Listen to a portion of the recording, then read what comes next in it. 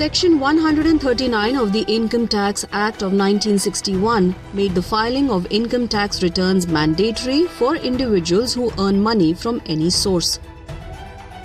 Over the last few years, filing income tax returns online has become easier, and assessees can do it on their own without the intervention of intermediaries like a CA or a tax consultant. I think it's a compliance. It's a compliance which is required and has to be done. And by and large, I think the government is ensuring by sending reminders, by creating various awareness programs that it should be done. So I would put it like this: there is no downside, and it's an obligation, responsibility which all of us have to comply with, and we should do it. An assessee can file their income tax return by logging on to the ITR e-filing portal using a valid permanent account number or PAN. After logging on to the e-filing portal, one can access and select ITR forms based on their income sources and eligibility.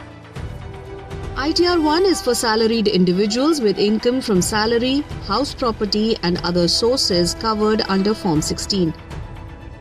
Assessees will get a pre-filled ITR form on which necessary changes can be made on the basis of Form 16 received from the employer.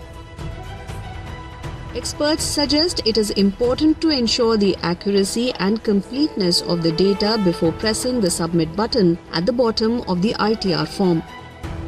Cross-check and verify their incomes over the past in the last year. Compare it with your bank accounts, compare it with the reports which are kind of generated on the income tax portal with their login in terms of, what are the income streams which are kind of shown on in 26AS, their salary certificates, the TDS certificates which kind of come into, because many a times it so happens that, with small taxpayers, they may just kind of forget some streams of income. And, once you file the return, then, the government already has its own database where, in CPC that will kind of automatically be picked up, and then notices will be issued to you in case if you, miss any stream of income, and then there could be penalty and interest exposure. After submission, assessees have the option of e-verifying their return using options such as Aadhaar OTP and other methods of authentication. Upon successful submission, the assessee receives an income tax acknowledgement at the registered email address, which should be kept for future reference.